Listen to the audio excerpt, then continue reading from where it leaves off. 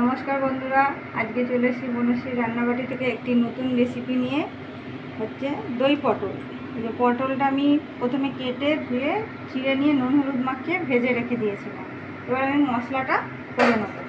এই যে এখানে আমি কাজু, কিশমিশ আর পোস্ত খুব অল্প পরিমাণে নিয়ে বেটে রেখেছি।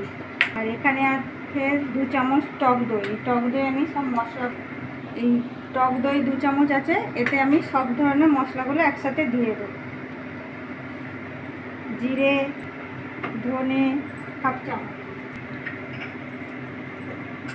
লঙ্কা গুঁড়ো, হলুদ সামান্য, এর সঙ্গে আমি 1 চামচ চিনি দিয়ে দিলাম। আর স্বাদ অনুযায়ী লবণ মিষ্টিটা দেবেন। মিশ্রণটাকে ভালোভাবে মিশিয়ে নেব। আমি আজকে দই পটলটা একটু অন্যরকম করছি, কারণ এইভাবে খেলেও গরমেও খাওয়া যাবে। সেইভাবে খুব বেশি মশলাপাতি কিছুই নেই, সবই অল্প অল্প আছে। বন্ধুরা, এতেই পটলটা ভেজেছি, সেই তেলেই আমি এই এলাচ, দারচিনি, লবঙ্গ, জিরে ফোড়ন দিয়ে দিলাম। আমার ফোড়নটা ভাজা হয়ে গেছে। এবার আমি মিশ্রণটা বানিয়ে রেখেছিলাম, এটা এবার দিয়ে দেবো। আঁচটা কমিয়ে দেবো, দিয়ে গেছে তো। এবার আমি এই কাজু, পোস্ত আর কিশমিশটাও দিয়ে দিলাম। এবার একটু করে জল দিয়ে, নষ্ট করে করবো না, আমি এই গরম জল করে রেখেছিলাম, এটা দিয়ে দিলাম। দিয়ে এবার এই মশলাটাকে ভালো করে কষবো। তেল ছেড়ে এলে তারপরে পটলটা ওতে দিয়ে দেবো। এই যে মশলাটার গাছ থেকে এবার তেল ছাড়ছে, এই দেখুন। এবার ভালোভাবে তেলটা বেরিয়ে এসছে, ছেড়ে গেছে। এবার আমি পটলগুলো দিয়ে দেবো ভিজে রাখা। ভালো করে মিশিয়ে নেব। এই দেখুন বন্ধুরা, আমার পটল থেকে ভালোভাবে তেলটা ছেড়ে গেছে, মানে আমার মশলাটা হয়ে গেছে কষানো ভালোভাবে। এবার আমি জল দিয়ে ঢাকা দিয়ে রেখে দেবো। এটা সেদ্ধ হতে দেবো জল দিয়ে ঢাকা দিয়ে।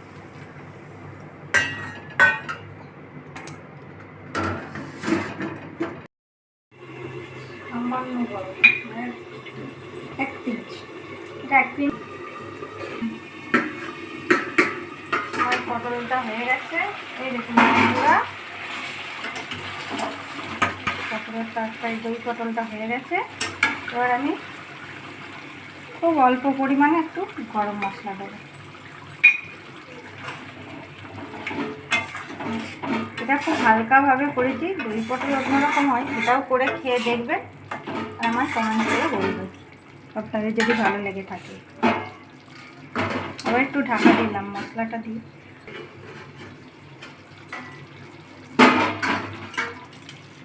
এটা আমি এবার ঢেলে নেব। এই দেখুন বন্ধুরা, আমার দই পটল আজকে হয়ে গেছে। একটু অন্যরকম আমি করেছি, খুব হালকা মশলাপাতি দিয়ে, দেখবেন এটা একটু অন্য ধরনের। তেলটা দিয়েছি কড়াতে, এবার বড়িটা দিয়ে দেবো। এবার বড়িটা আমি একটু ভেজে নেবো লাল করে। এই রেসিপিটি হলো ডিমের শাকের ডালনা। আপনারা খেয়েছেন, অনেকে খাননি। আজকে আমার ছাদ টবে হয়েছিল, ছাদ বাগানের টবে, সেখান থেকে তুলে এনে রান্না হচ্ছে। বড়ি ভাজা হয়ে গেছে, এবার তুলে নেব।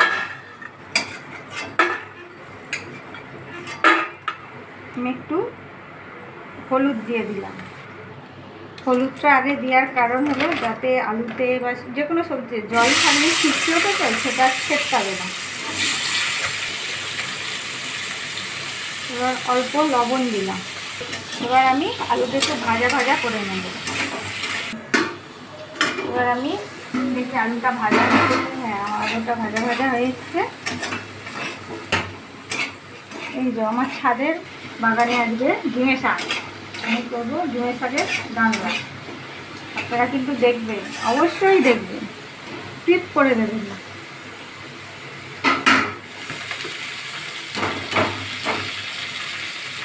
এবার আমি এটা ভালো করে একটু ভেজে নেব।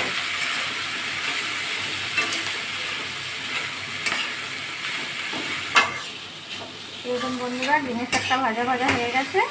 এবার আমি একটু মশলা দিয়ে দেবো। মশলা মানে একদম হালকা মশলা থাকি, আদা আর সর্ষে বাটা 1 চামচ, আদা খুব অল্প আর সর্ষে 1 চামচ। এতেই আমি একটু সামান্য হলুদ, 1/2 চামচের ওপর লঙ্কা গুঁড়ো, পরিমাণ মতো লবণ, মশলাটাকে একসঙ্গে মিশিয়ে নেবো ভালো করে।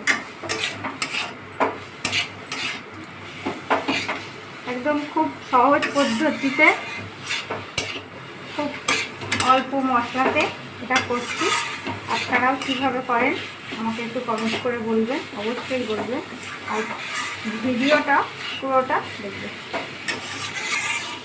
এই দেখুন বন্ধুরা আমার মশলাটা পুরো ভাজা ভাজা হয়ে গেছে, শাকটার সাথে শাক আর আলু একসাথে মিশে গেছে। আমি এবার ওটা একটু জল দিয়ে ঢাকা দিয়ে আর একটু সেদ্ধ হতে দেবো।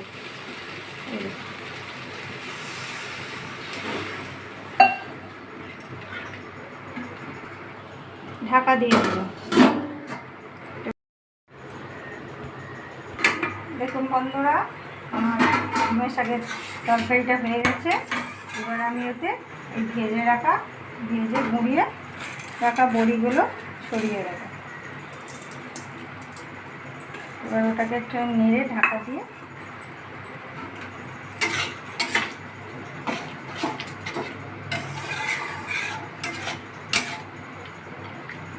আমি ঢাকা দিয়ে দেবো যাতে বড়িটা একটু নরম হয়ে যায়।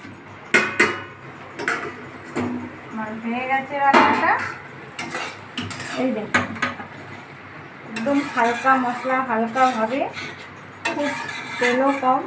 আপনাদের যদি ভালো লেগে থাকে তাহলে ভিডিওটা পুরোটা দেখবেন এবং একটা লাইক আর কমেন্ট করবেন। এবার গরমে হালকা ফুলকা রান্নাগুলো করে দেখবেন, সবার খুব ভালো লাগবে। যারা তেতো পছন্দ করেন, যারা তেতো পছন্দ করেন না তাদের কাছে হয়তো ভালো লাগবে না।